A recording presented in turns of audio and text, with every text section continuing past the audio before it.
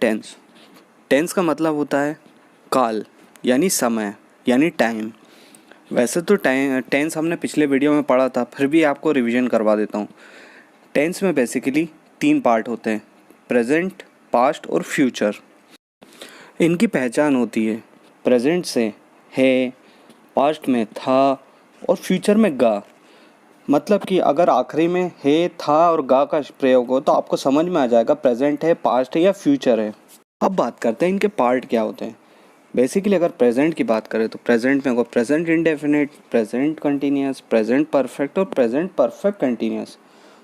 फिर पास्ट की बात करते हैं तो पास्ट में होगा past indefinite, past continuous, past perfect और पास्ट परफेक्ट कंटिन्यूस। और अगर फ्यूचर की बात करें तो फ्यूचर में होगा future indefinite, future continuous, future perfect और फ्यूचर परफेक्ट कंटिन्यूस। वैसे तो 3 ही काल होते हैं, प्रेजेंट, पास्ट और फ्यूचर। अगर इनको समझना हो तो इनके 4 पार्ट होते हैं, पास्ट के 4, प्रेजेंट के 4 और फ्यूचर के 4। अगर और सरल भाषा में आपको समझाना हो तो ये समझाता हूँ। गांव में एक बुजुर्ग रहते हैं जिनका नाम टेंस है। उनके 3 पुत्र हैं, प्रेजेंट, पास्ट और फ्यूचर। और इन प्रेजेंट के भी 4 लड़के हैं, पास्ट के भी 4 लड़के हैं और फ्यूचर के भी 4 लड़के हैं। कुल मिला के तीसरी जनरेशन के 12 लड़के हो जाते हैं। ठीक है। प्रेजेंट के बच्चों का नाम है present indefinite, present continuous, present perfect और प्रेजेंट परफेक्ट कंटिन्यूस।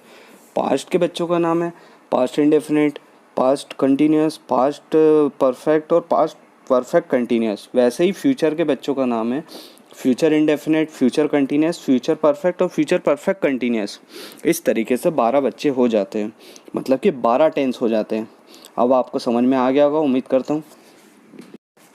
हमें टेन चार्ट क्रिएट करने के लिए 3 रो और 4 कॉलम की ज़रूरत पड़ती है। रो में हम रखेंगे प्रेजेंट, पास्ट और फ्यूचर, जिनके 4 पार्ट होते हैं, प्रेजेंट के भी 4, पास्ट के भी 4 और फ्यूचर के भी 4। और हम कॉलम में, एक कॉलम में रखेंगे इंडेफिनिट, फिर दूसरे में रखेंगे कंटिन्यूस, फिर परफेक्ट और फिर परफेक्ट कंटिन्यूस। इस तरीके से हमारे पास 4 कॉलम और 3 रो हो जाएंगे। सबसे पहले टेंस को जानने के लिए हमें ये पता होना चाहिए कौन सा हिंदी का वर्ड आखिरी में आएगा जिससे हम उसको पहचान सकें। अब देखते हैं इंडेफिनिट को कैसे पहचानें।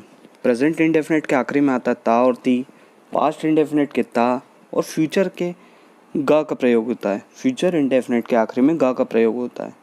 तो इस तरीके से आपको पहचान में आ जाएंगे इंडेफिनिट के सारे सेंटेंसेस। हमें कंटिन्यूस और परफेक्ट कंटिन्यूस को पहचानना हो तो उसके आखिरी में रहा वर्ड हमेशा आएगा।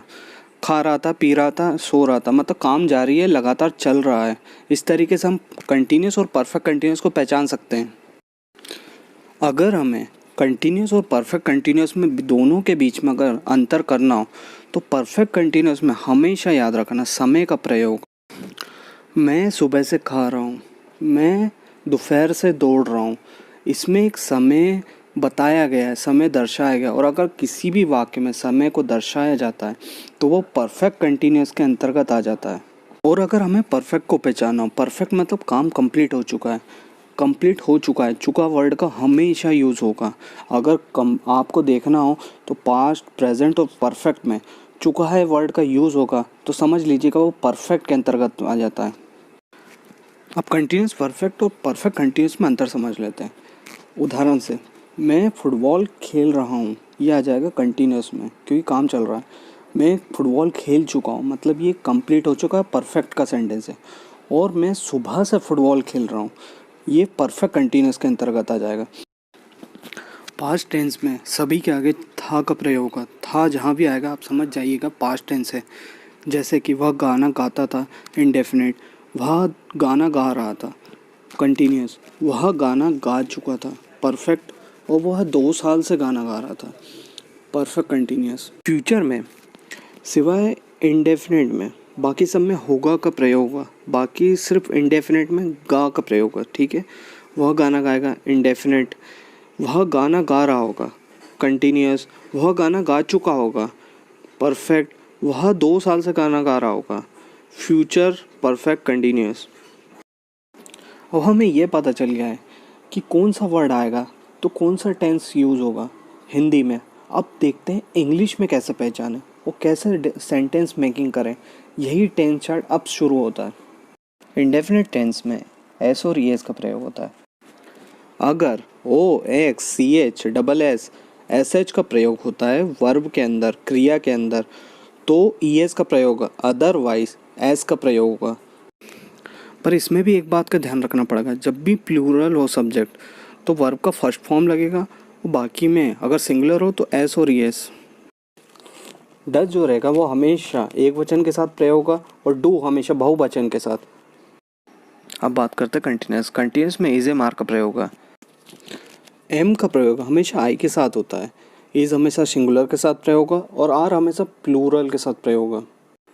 वैसे ही परफेक्ट टेंस में हैज़ और हैव जुड़ जाएंगे, और परफेक्ट कंटिन्यूस में हैज़ बीन और हैव बीन उसके साथ टाइम मेंशन होगा। अब बात करते हैं पास्ट इंडेफिनिट की। पास्ट इंडेफिनिट ऐसा एक होता है, ऐसा टेंस है जिसमें वर्ब का सेकंड फॉर्म यूज़ होता है। बाकी सब में या तो वर्ब का फर्स्ट फॉर्म यूज़ होगा या वर्ब का थर्ड फॉर्म। और जब इसका इंट्रोगेटिव बनाते हैं तो इसमें डिड के साथ फर्स्ट फॉर्म यूज़ होता है, ये याद रख लेना।